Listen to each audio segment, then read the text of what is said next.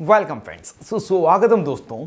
चाहे आप MBBS doctor हो, जनरल प्रैक्टिशनर हो, फार्मासिस्ट हो या फिर मरीज हो, अब से सावधान हो जाइए क्योंकि भारत सरकार द्वारा अगस्त 2024 में बहुत ही ज़्यादा प्रयोग में लाई जाने वाली दवाइयों में से कुछ दवाइयों को बैन कर दिया गया है। अगर उन दवा को आप लेते हैं, बेचते हैं या प्रिस्क्राइब करते हैं तो आपको बड़ी समस्या का सामना करना पड़ सकता है। इसलिए यह जानना जरूरी है कि वह दवाइयाँ कौन कौन सी हैं जिन्हें भारत सरकार ने बंद कर दिया गया है, उन्हें बंद करने का क्या कारण था और क्या अब वे सभी मेडिकल स्टोर पर उपलब्ध नहीं होगी। तो इन्हीं सभी बातों को हम एक एक करके जान लेते हैं। वीडियो बहुत ही गंभीर विषय पर है तो वीडियो को पूरा देखें।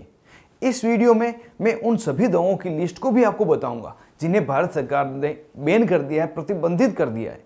तो बढ़ते हैं वीडियो में आगे और जानते हैं पूरी जानकारी। वीडियो को लाइक करें।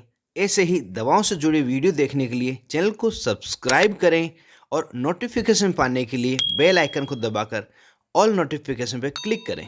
जिन दवाओं को भारत सरकार द्वारा बैन किया गया है उनमें सामान्यतः प्रयोग ली जाने वाली दवाइयाँ जैसे एंटीबायोटिक दवाइयाँ, दर्द निवारक दवाइयाँ, बुखार को ठीक करने वाली दवाइयाँ, बाल लंबे करने वाली दवाइयाँ, स्किन से जुड़ी समस्या को ठीक करने वाली दवाइयाँ और यहाँ तक कि जुकाम में दी जाने वाली दवाइयाँ भी सम्मिलित है। जिन दवाओं को प्रतिबंधित किया गया है वे सभी फिक्स डोज कॉम्बिनेशन की दवाइयाँ हैं। अब यह फिक्स डोज कॉम्बिनेशन क्या होता है? ये वे दवाइयाँ हैं जिनमें एक से अधिक साल्ट मेडिसिन कॉम्बिनेशन में मिलाई जाती है। उदाहरण के रूप में जुकाम की टेबलेट जिसमें पैरासीटामोल, फिनाइल एफ्रिन तथा क्लोरफेनिरामाइन मेलेट, यह 3 अलग अलग दवाइयाँ एक साथ में कॉम्बिनेशन में मिलाई जाती है तो इसी टेबलेट को हम फिक्स डोज कॉम्बिनेशन टेबलेट कहते हैं। इसी तरह से जो दवाइयाँ प्रतिबंधित की गई है वह सभी फिक्स डोज कॉम्बिनेशन में है, ना कि सिंगल साल्ट दवा में। दवाओं को प्रतिबंधित करने का क्या कारण है? इन दवाओं की जांच के लिए केंद्रीय सरकार तथा DTAB drugs technical advisory board द्वारा एक कमेटी का गठन किया गया, जिन्होंने लंबी रिसर्च के बाद यह पाया है कि फिक्स डोज कॉम्बिनेशन की कुछ दवाइयाँ ऐसी हैं जिन्हें कॉम्बिनेशन में देने पर वे मरीज में नुकसान कर सकती है। एक्सपर्ट्स बताते हैं उनका इस्तेमाल पूरी तरह से सुरक्षित नहीं है, वे सेहत के लिए हानिकारक हो सकती है। साथ ही उन दवाओं को लेने पर अगर मरीज को कोई एलर्जी होती है तो तुरंत यह जानना मुश्किल हो जाता है कि किस साल से मरीज को एलर्जी हुई है, जिससे कि इलाज देने में समय भी लग सकता है। अब एक ख्याल आपके दिमाग में आ सकता है कि दवा कंपनी तो अपना मुनाफा बढ़ाने के लिए इन फिक्स डोज कॉम्बिनेशन की दवाओं को बेच रही थी, लेकिन डॉक्टर इन दवाओं को क्यों लिख रहे थे और मरीज इन दवाओं को क्यों खरीद रहे थे? इसका एक कारण यह हो सकता है कि एक दवा में एक से ज़्यादा साल्ट मिलाए गए हैं, जिससे मरीज को अलग अलग दवाइयाँ नहीं लेकर एक ही दवा लेनी पड़ती थी और इसी कारण से डॉक्टर भी उन दवाओं को एडवाइस करते थे और मरीज उन्हें आसानी से ले रहे थे।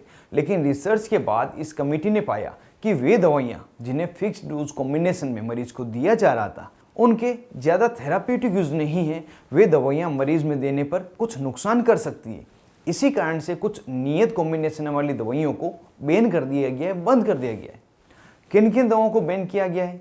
इसमें सबसे ज़्यादा जो प्रयोग ली जाने वाली दवाइयाँ हैं उनको मैं हाईलाइट करके आपको बता देता हूँ। इसके अलावा भी आप स्क्रीन पर एक एक करके स्लाइड देखेंगे, उस स्लाइड में आपको वे सभी दवाइयाँ लिखी हुई मिलेगी जिनको भारत सरकार ने बंद कर दिया है। पहले हम उन दवाओं को जान लेते हैं जिन्हें दिन प्रतिदिन डॉक्टर तथा मरीज बहुत ही ज़्यादा प्रयोग करते थे। उन दवाओं में सबसे पहले एंटीबायोटिक दवा जिसमें फ्लोवोक्सेट तथा ऑफ्लॉक्सोसिन कॉम्बिनेशन, मेट्रोनिडाजोल तथा टिनेडाजोल कॉम्बिनेशन, कुछ स्किन से जुड़ी समस्या की दवा azithromycin adapalene cream, povidone iodine, metronidazole तथा एलोवेरा क्रीम, बाल को बढ़ाने की दवा जैसे मिनोक्सिडिल, एमिनेक्सटिन, कीटोकोनाजोल, एलोवेरा तथा ZPTO का शैम्पू, बुखार की दवा जिसमें पैरासीटामोल तथा मेफेनोमिक एसिड इंजेक्शन है। यहाँ ध्यान दें, यह इंजेक्शन है ना कि टेबलेट। इस इंजेक्शन को बैन किया गया है और जो लिस्ट में आप देख पा रहे हैं उनमें जो जो दवाइयों के नाम आप देख रहे हैं वे सभी प्रतिबंधित हैं, बैन हैं। उनके अलावा अगर कॉम्बिनेशन थोड़ा भी अलग है तो उन्हें बैन नहीं किया गया है। यहाँ पर इन सभी दवाओं को जो 156 प्रकार की है आप अच्छी तरह से देख लें, नोट कर लें और हो सके तो वीडियो को पॉज करके स्क्रीनशॉट ले लें, फिर प्रिंट निकाल लें और अपने पास इसे रखें। इन दवाओं को आज के बाद कभी भी प्रयोग नहीं लेना है। इन दवाओं के प्रोडक्शन, सेल तथा यूजेज तीनों पर ही भारत सरकार द्वारा प्रतिबंध लगा दिया गया है। तो अगर मेडिकल स्टोर पर आपके पास ये दवाइयाँ रखी हुई है, पड़ी है, तो उन्हें साइड में रख दें, इनका प्रयोग नहीं लें।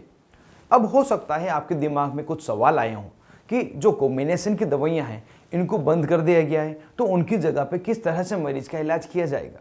तो जो सिंगल साल्ट में अवेलेबल मेडिसिन है, जैसे पैरासीटामोल अलग से, सेटेरिजिन अलग से, इन दोनों को अलग अलग टेबलेट के रूप में मरीज में दिया जा सकेगा, उन्हें अभी बैन नहीं किया गया है। इसी प्रकार मल्टीविटामिन की टेबलेट्स भी है, यहाँ पर लगभग 60 से 63 प्रकार की मल्टीविटामिन कॉम्बिनेशन को भी बैन किया गया है। इनके अलावा भी अगर दूसरे कॉम्बिनेशन की मल्टीविटामिन टेबलेट है या थायमिन टेबलेट है, तो उनको साथ में अलग अलग टेबलेट के रूप में आप देना चाहते हैं तो उन्हें दिया जा सकेगा, उन्हें बैन नहीं किया है। तो इस तरह से आज हमने अगस्त 2024 में 156 फिक्स डोज कॉम्बिनेशन मेडिसिन जिन्हें भारत सरकार द्वारा बैन किया गया है, उनके बारे में जाना है। उम्मीद करता हूँ बिल्कुल ही लेटेस्ट अपडेट आपको मिला होगा और यह वीडियो आपके बहुत ही ज़्यादा काम आएगा। अगर ये वीडियो आपको काम कर लगा है तो इसको ज़्यादा से ज़्यादा शेयर करें, जो सभी को ये जानकारी मिल सके और इन दवाओं का कोई प्रयोग नहीं करें।